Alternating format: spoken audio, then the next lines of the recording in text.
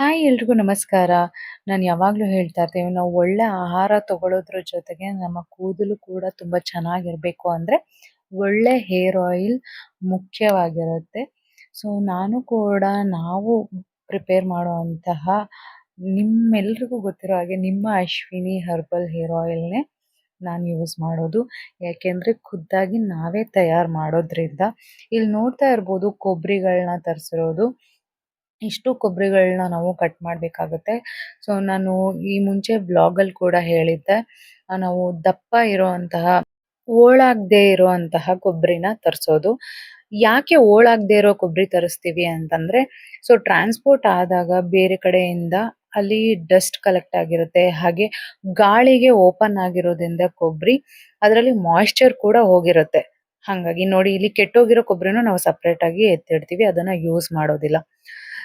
ಹಂಗಾಗಿ ನಾವು ಮಾಯಿಶ್ಚರ್ ಹೋಗಿರಬಾರ್ದು, ಒಳ್ಳೆ ಆಯಿಲ್ ನಮಗೆ ಸಿಗಬೇಕು ಅಂತ ಹೇಳಿ ಈ ರೀತಿಯಾದಂತಹ ಕೊಬ್ಬರಿನ ನಾವೇ ಹೋಳು ಮಾಡಿ, ಕಟ್ ಮಾಡಿ ಮಿಲ್ಲಿಗೆ ಹಾಕಿಸ್ತೀವಿ.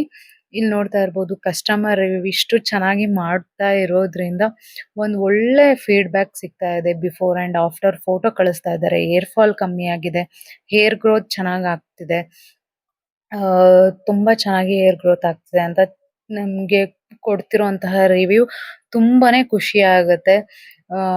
ಆಫ್ಟರ್ ಪ್ರೆಗ್ನೆನ್ಸಿ ಕೂಡ ತುಂಬಾ ಹೇರ್ ಫಾಲ್ ಆಗುತ್ತೆ. ಅದು ಕೂಡ ನಮ್ಗೆ ಅವಾಯ್ಡ್ ಆಗಿದೆ.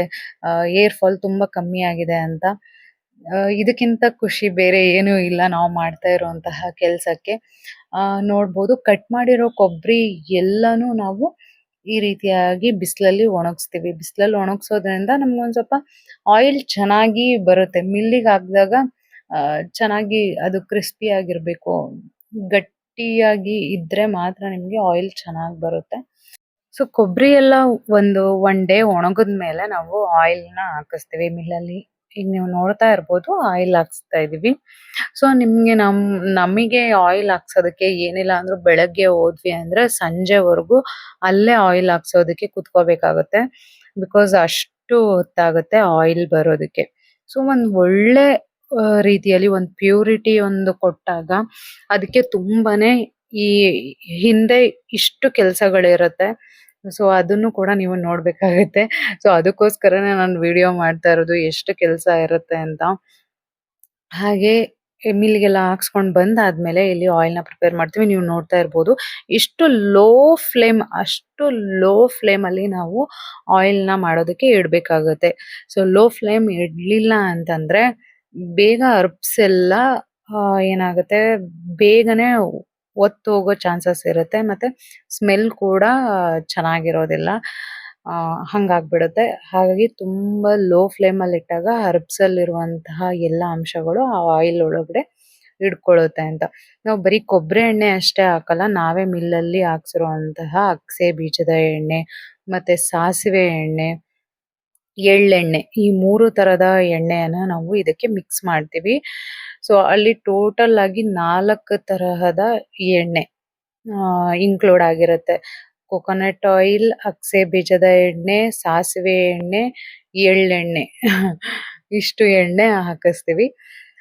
ಎಣ್ಣೆನೂ ಅಷ್ಟೇ, ನಾವು 10 ಕೆಜಿ ಎಳ್ಳು ಹಾಕ್ಸಿದ್ರೆ ನಮ್ಗೆ 1 ಕೆಜಿ ಅಥವಾ 2 ಕೆಜಿ ಎಣ್ಣೆ ಅಷ್ಟೇ ನಮಗೆ ಸಿಗೋದು. ಅಷ್ಟು ಇದು ಇರುತ್ತೆ ಆಯಿಲಲ್ಲಿ. ಆ್ಯಂಡ್ ಹರ್ಬ್ಸ್ ಕೂಡ ಎಲ್ಲ ರೀತಿಯಾದಂತಹ ಹರ್ಬ್ಸನ್ನ ನಾವು ಹಾಕ್ತಾ ಇದೀವಿ. Amla, jatamansi, bhringraj, small onion, henna leaves, rosemary, ratan jot, indigo, ಮೆಂತೆ, ಕಲಾಂಜಿ ಸೀಡ್ಸ್, ಜಾಯಿಪತ್ರೆ, ಪಿಪ್ಪಲಿ, ಲವಂಗ, neem leaf, rose petals, rosemary, ಇನ್ನ ಸಾಕಷ್ಟು ಹರ್ಬ್ಸ್‌ಗಳನ್ನ ಈ ಒಂದು ಹೇರ್ ಆಯಿಲಲ್ಲಿ ಇನ್ಕ್ಲೂಡ್ ಮಾಡಿರ್ತೀವಿ ಅಂತಾನೆ ಹೇಳ್ಬೋದು. ಕಲಾಂಜಿ ಸೀಡ್ಸ್ ಆಗಿರ್ಬೋದು, ಇದು ನಮ್ಮ ಹೇರ್ ಕಲರ್‌ನ ಬ್ಯಾಲೆನ್ಸ್ ಮಾಡುತ್ತೆ ಅಂತಾನೆ ಹೇಳ್ಬೋದು. ಹಾಗೆ ಪಿಪ್ಪಲಿ ಮತ್ತೆ ಜಾಯಿಪತ್ರೆ, ಸೊ ಲವಂಗ, ಇವೆಲ್ಲವೂ ಕೂಡ ಹೇರ್ ಸ್ಟ್ರೆಂತ್ ಆಗಿ ಇಡೋದಕ್ಕೆ ಹೆಲ್ಪ್ ಮಾಡುತ್ತೆ ಅಂತಾನೆ ಹೇಳ್ಬೋದು. ಮತ್ತೆ ನಾವು ಕರಿಬೇವು ಕೂಡ ಹೇರ್ ಲಾಂಗ್ ಆಗಿ ಬೆಳೆಯೋದಕ್ಕೆ, ಅದ್ರ ಜೊತೆ ಹೇರ್ ಕಲರ್‌ನ ಬ್ಯಾಲೆನ್ಸ್ ಮಾಡೋದಕ್ಕೆ ಹೆಲ್ಪ್ ಆಗುತ್ತೆ. ಗ್ರೇ ಹೇರ್ ಆಗೋದನ್ನ ತಡೆಯೋದಾಗಿರ್ಬೋದು ಎಲ್ಲದು.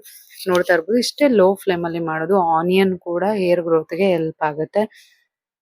ರೋಸ್‌ಮೆರಿ ವಾಟರ್ ಕೂಡ ಬಂದಿದೆ ಇವಾಗ. ಬರೀ ವಾಟರ್‌ನ ಅಪ್ಲೈ ಮಾಡಿದ್ರೆ ಹೇರ್ ಗ್ರೋತ್ ಆಗುತ್ತೆ ಅಂತ ಅನ್ಕೊಳ್ತಿರ್ತೀರ. ಬಟ್ ಇಷ್ಟೆಲ್ಲ ಇಂಗ್ರೀಡಿಯೆಂಟ್ ಹಾಕಿರೋದು ಖಂಡಿತವಾಗ್ಲೂ ಹೇರ್ ಗ್ರೋತ್‌ಗೆ ಹೆಲ್ಪ್ ಆಗೇ ಆಗುತ್ತೆ ಅಂತಾನೆ ಹೇಳ್ಬೋದು. ಸ್ಕ್ಯಾಲ್ಪ್ ಇನ್ಫೆಕ್ಷನ್ ಆಗ್ಬಾರ್ದು ಅಂತ ನೀಮ್ ಲೀವ್ಸ್‌ನ ಹಾಕಿರ್ತೀವಿ. ಹಾಗೆ rose petals hair smooth and shiny ಆಗಿಡುತ್ತೆ ಅಂತಾನೆ ಹೇಳ್ಬೋದು. ಇಷ್ಟು ಇಂಗ್ರೀಡಿಯೆಂಟ್‌ನ ನಾವು ಆಯಿಲಲ್ಲಿ ಇನ್ಕ್ಲೂಡ್ ಮಾಡಿರ್ತೀವಿ. ನನ್ನ ಸೀಕ್ರೆಟ್ ಇಂಗ್ರೀಡಿಯೆಂಟ್ ಇದೆ. ಅದ್ ನಾನು ಲಾಸ್ಟಿಗೆ ಹೇಳ್ತೀನಿ. ಸೊ ಇದ್ರ ಜೊತೆಗೆ ನಮ್ಮ ಹೇರ್ ಗ್ರೋತಿಗೆ ಬರೀ ಆಯಿಲ್ಲೇ ಕಾರಣ ಆಗಿರಲ್ಲ. ಅದ್ರ ಜೊತೆ ಒಂದು ಒಳ್ಳೆ ಆಹಾರ ಪದ್ಧತಿನ ನಾವು ರೂಢಿಸ್ಕೊಳ್ಬೇಕು ಅಂತ ನಾನು ಪ್ರತಿಯೊಂದು ವ್ಲಾಗಲ್ಲೂ ಹೇಳ್ತೀನಿ. ಬಾಡಿ ಒಳಗಡೆಯಿಂದ ಫಸ್ಟ್ ನಾವು ಚೆನ್ನಾಗಿದ್ರೆ ಮೇಲ್ಗಡೆಯಿಂದ ನಾವ್ ಏನೇ ಅಪ್ಲೈ ಮಾಡಿದ್ರು ಅದು ಯೂಸ್ ಆಗುತ್ತೆ. ಲಾವಂಚ ಬೇರ್ ನೋಡ್ತಾ ಇರ್ಬೋದು ನೀವು. ಆಯಿಲ್ಲೇ ಕಾಣಿಸ್ತಾ ಇಲ್ಲ ಅಷ್ಟು ಇಂಗ್ರೀಡಿಯೆಂಟ್‌ನ ನಾವು ಹಾಕಿದೀವಿ. ಲೋ ಫ್ಲೇಮಲ್ಲಿ ಚೆನ್ನಾಗಿ ಎಲ್ಲಾ ಹರ್ಬ್ಸು ಹಿಡ್ಕೊಳ್ಬೇಕು. ನೀವೇ ನೋಡ್ತಾ ಇದ್ದೀರಾ. ಸುಮ್ನೆ ಶಾಸ್ತ್ರಕ್ಕೆ ಒಂದೆರಡು ಹರ್ಬ್ಸನ್ನ ಹಾಕ್ಬಿಟ್ಟು ಸೇಲ್ ಮಾಡೋದು ಆ ಥರದ್ದೆಲ್ಲ ಇಲ್ಲವೇ ಇಲ್ಲ. ಎಲ್ಲಾ ಇಂಗ್ರೀಡಿಯೆಂಟು ಒಂದು ಸಮ ಪ್ರಮಾಣದಲ್ಲಿ ನಾವು ಹಾಕೋದು. ಅಂಡ್ ಅಜಯ್ ಅವ್ರು ಕೂಡ ಅವಾಗವಾಗ ಬಂದು ಹೆಲ್ಪ್ ಮಾಡ್ತಾ ಇರ್ತಾರೆ. ಸೊ ಬಿಕಾಸ್ ಅದು ತಿರ್ಗ್ಸೋದು ತುಂಬಾ ಕಷ್ಟ. ನಾವ್ ಹೆಣ್ಮಕ್ಳಿದೀವಿ, ನಂಗೆ ಹೆಲ್ಪರ್ ಕೂಡ ಇದಾರೆ. ಸೊ ಆದ್ರೆ ಏನಾಗುತ್ತೆ ಅಂದ್ರೆ ಅದು ತಿರ್ಗ್ಸೋದಕ್ಕೆ ಒಂದೊಂದ್ಸರಿ ಸ್ವಲ್ಪ ಕಷ್ಟ ಆಗುತ್ತೆ. ಅವಾಗ ಇವ್ರು ಬಂದು ಹೆಲ್ಪ್ ಮಾಡ್ತಾರೆ. ನಮ್ಮ ವರ್ಕರ್ಸ್ ಇದಾರಲ್ಲ ಅವರು ಕೂಡ ತುಂಬಾ ಚೆನ್ನಾಗಿ ಹೆಲ್ಪ್ ಮಾಡ್ತಾರೆ ಅಂತಾನೆ ಹೇಳ್ಬೋದು. ಎಲ್ಲರ ಒಂದು ಸಪೋರ್ಟ್ ಇಂದ ಒಂದ್ ಒಳ್ಳೆ ಆಯಿಲ್ ರೆಡಿ ಆಗುತ್ತೆ. ಅಂಡ್ ಇಲ್ಲಿ ನೋಡ್ತಾ ಇರ್ಬೋದು ಲೋ ಫ್ಲೇಮಲ್ಲಿ ಎಷ್ಟು ನೀಟಾಗಿ ಅದ್ ಕುದಿಯೋದ್ ಕಾಣದೇ ಇಲ್ಲ. ಝೂಮ್ ಮಾಡಿ ನೋಡಿದಾಗ ಮಾತ್ರ ಕಾಣುತ್ತೆ. ಅಂಡ್ ಇದು ನನ್ನ ಸೀಕ್ರೆಟ್ ಇಂಗ್ರೀಡಿಯೆಂಟ್. ಇದೇ ನಮ್ಮ ಹೇರ್ ಗ್ರೋತಿಗೆ ಮುಖ್ಯವಾಗಿ ಹೆಲ್ಪ್ ಮಾಡುವಂತದ್ದು. ಇದನ್ನ ನಾನು ಕೊನೆಗೆ ಇನ್ನೇನು ಆಯಿಲ್ ರೆಡಿ ಆಗ್ತಿದೆ, ಮುಗಿತಾ ಬಂತು ಅಂದಾಗ ಈ ಇಂಗ್ರೀಡಿಯೆಂಟ್ ಅನ್ನ ಇದ್ರಲ್ಲಿ ಒಂದು 5-6 ತರದ ಪೌಡರ್ ಮಿಕ್ಸ್ ಆಗಿದೆ. ಸೊ ಇದನ್ನ ನಾನು ಇದು ಹರ್ಬಲ್ ಪೌಡರ್‌ಗಳೇ. ಸೊ ಇದು ನನ್ನ ಸೀಕ್ರೆಟ್ ಇಂಗ್ರೀಡಿಯೆಂಟ್. ಹಾಗೆ ಇದನ್ನ ನಾನು ಕೊನೆಯದಾಗಿ ಹಾಕ್ಬಿಟ್ಟು ಚೆನ್ನಾಗಿ ಮತ್ತೊಂದ್ಸರಿ ಅದನ್ನ ಮಿಕ್ಸ್ ಮಾಡಿ ಆಫ್ ಮಾಡ್ಬಿಡ್ತೀವಿ. ಅಲ್ಯೂಮಿನಿಯಂ ಪಾತ್ರೆಯಲ್ಲಿ ಆಯಿಲ್ ಮಾಡ್ದಲೇ ಇರೋಕ್ಕಾಗಲ್ಲ. ಬಿಕಾಸ್ ಸ್ಟೀಲ್ ಪಾತ್ರೆ ಇಟ್ರೆ ನಮ್ಗೆ ಅದನ್ನ ವೆಯ್ಟ್ ಎತ್ತೋದಕ್ಕೂ ಆಗಲ್ಲ. ಆಮೇಲೆ ತುಂಬಾ ಬಿಸಿ ಇರೋದ್ರಿಂದ ತುಂಬಾ ಪ್ರಾಬ್ಲಮ್ ಆಗುತ್ತೆ ಅಂತಾನೆ ಹೇಳ್ಬೋದು. ಹಾಗಾಗಿ ನಾವೇನ್ ಮಾಡ್ತೀವಿ ಅಂದ್ರೆ ಯಾವುದೇ ಒಂದು ಫುಡ್ ಆಗ್ಲಿ ಏನೇ ಆಗ್ಲಿ ನಾವು ಅಲ್ಯೂಮಿನಿಯಂ ಪಾತ್ರೆಯಲ್ಲಿ ಮಾಡೋದು ತಪ್ಪಿಲ್ಲ. ಆದ್ರೆ ಅದ್ರಲ್ಲೇ ಒಂದು ಇಂಗ್ರೀಡಿಯೆಂಟ್‌ನ ಬಿಡಬಾರ್ದು. ಹಾಗಾಗಿ ಅದ್ ಮಾಡಿದ ತಕ್ಷಣನೇ ನಾವು ಸ್ವಲ್ಪ ತಣ್ಣಗಾದ್ಮೇಲೆ ಆಯಿಲು ಈ ತರ ಸ್ಟೀಲ್ ಪಾತ್ರೆಗೆ ಹಾಕಿ ಫರ್ಮೆಂಟೆಡ್ ಆಗೋದಕ್ಕೆ ಇಟ್ಬಿಡ್ತೀವಿ ಒಂದಿಷ್ಟು ದಿನಗಳ ಕಾಲ. ಅದಾದ್ಮೇಲೆ ಸೋಸೋದು. ಇದನ್ನ ಸೋಸ್ಬೇಕಲ್ವಾ? ಇದೇ ಒಂದು ದೊಡ್ಡ ಟಾಸ್ಕ್ ನಮ್ಗೆ. ನೀವು ನೋಡ್ತಾ ಇರ್ಬೋದು ಫಸ್ಟ್ ಒಂಚೂರು ಜಾಲರಿಲಿ ಹರ್ಬ್ಸ್ ಎಲ್ಲ ಇರುತ್ತಲ್ವಾ ಅದನ್ನ ಸೋಸ್ಕೊಂಡು ಅದಾದ್ಮೇಲೆ ಒಂದ್ ಬಟ್ಟೆ ಹಾಕಿ ಅದ್ರಲ್ಲಿ ಇಳಿಯೋದು ತುಂಬಾ ಕಷ್ಟ. ಸ್ವಲ್ಪ ಈ ತರ ಕೈ ಆಡ್ತಾನೇ ಇರ್ಬೇಕು. ಕೈ ಆಡ್ಸಿ ಅದ್ರೊಳಗಡೆ ಆಯಿಲ್ ಇದಾಗತ್ತೆ. ರೆಡಿ ಆಗತ್ತೆ. ಇದು ನಮ್ಮ ಫೈನಲ್ ಆಗಿ ಆಯಿಲ್ ರೆಡಿ ಆಗೋದು. ಅಂಡ್ ಎಲ್ರು ಅನ್ಕೊಂಡ್ ಬರೀ ಹೆಣ್ಮಕ್ಳು ಅಷ್ಟೇ ಆಯಿಲ್‌ನ ಯೂಸ್ ಮಾಡ್ಬೇಕು, ಗಂಡ್ ಮಕ್ಳು ಯೂಸ್ ಮಾಡಬಾರ್ದಾ ಅನ್ನೋ ತರ ಎಷ್ಟೊಂದ್ ಜನ ನಂಗೆ ಕ್ವೆಶ್ಚನ್ ಕೇಳ್ತಾ ಇರ್ತಾರೆ ನಮ್ಮ ಆರ್ಡರ್ ನಂಬರ್‌ಗೂ ಕಾಲ್ ಮಾಡಿ. ಖಂಡಿತವಾಗ್ಲೂ ಮೆನ್ ಅಂಡ್ ವಿಮೆನ್ ಎಲ್ರು ಕೂಡ ಯೂಸ್ ಮಾಡ್ಬೋದು. ಮಕ್ಕಳಾದ್ರೆ ಒಂದು 10 ವರ್ಷದ ಮೇಲಿರೋ ಮಕ್ಕಳಿಗೆ. ಯಾಕೆಂದ್ರೆ ಇಂಗ್ರೀಡಿಯೆಂಟ್ ಆಗಿರೋದ್ರಿಂದ ಕೆಲವೊಂದು ಹರ್ಬ್ಸ್ ಚಿಕ್ಕ ಮಕ್ಕಳಿಗೆ ಸೂಟ್ ಆಗದೆ ಇರ್ಬೋದು. ಸೊ ಹಾಗಾಗಿ ಮಕ್ಕಳಿಗೆ ನಾನು ಪ್ರಿಫರ್ ಮಾಡಲ್ಲ. 10 ವರ್ಷ ಮೇಲ್ಪಟ್ಟ ಮಕ್ಕಳಿಗೆ ಯೂಸ್ ಮಾಡ್ಬೋದು. ಗಂಡ್ ಮಕ್ಳು ಹಾಗೆ ಹೆಣ್ಮಕ್ಳು ಎಲ್ರು ಕೂಡ ಯೂಸ್ ಮಾಡ್ಬೋದು ಈ ಹೇರ್ ಆಯಿಲ್‌ನ. ಇಲ್ಲಿಂದ ನೋಡಿ ಈ ತರ ರೆಡಿ ಆಗುತ್ತೆ ಹೇರ್ ಆಯಿಲ್. ಅದಾದ್ಮೇಲೆ ನಾವು ಇದಿಷ್ಟು ಬಾಟಲ್ ನಾವು ಆಯಿಲ್‌ನ ಫಿಲ್ ಮಾಡಿ ಇಟ್ಟಿರೋದು. ಬ್ಯಾಕ್ ಟು ಬ್ಯಾಕ್ ನಾವು ರೆಡಿ ಮಾಡ್ತಾನೆ ಇರ್ತೀವಿ ಆಯಿಲ್. ಬಿಕಾಸ್ ನಮ್ಗೆ ತುಂಬಾ ದಿನಗಳು ಬೇಕಾಗುತ್ತೆ ಆಯಿಲ್ ರೆಡಿ ಮಾಡೋದಕ್ಕೆ. ನೀವೇ ನೋಡಿದ್ದೀರಾ ಕೊಬ್ಬರಿ ತಗೊಂಬಂದು ಅದನ್ನ ಕಟ್ ಮಾಡಿ ಅದನ್ನ ಒಣಗಿಸಿ ಮಿಲ್ಲಿಗೆ ಹಾಕ್ಸ್ಕೊಂಡ್ ಬಂದು ಆಯಿಲ್ ಪ್ರಿಪೇರ್ ಮಾಡಿ ಅದಾದ್ಮೇಲೆ ಫರ್ಮೆಂಟೆಡ್ ಆಗೋದಕ್ಕೆ ಒಂದಿಷ್ಟು ದಿನಗಳ ಕಾಲ ಇಟ್ಟು 20-25 ಡೇಸ್ ಬೇಕಾಗುತ್ತೆ ನಮ್ಗೆ ಆಯಿಲ್ ರೆಡಿ ಮಾಡೋದಕ್ಕೆ. ಹಾಗಾಗಿ ನಾವು ಬ್ಯಾಕ್ ಟು ಬ್ಯಾಕ್ ಆಯಿಲ್‌ನ ರೆಡಿ ಮಾಡಿ ಇಟ್ಕೊಂಡಿರ್ತೀವಿ. ಆದ್ರೂ ಸ್ಟಾಕ್ ಇರೋದಿಲ್ಲ.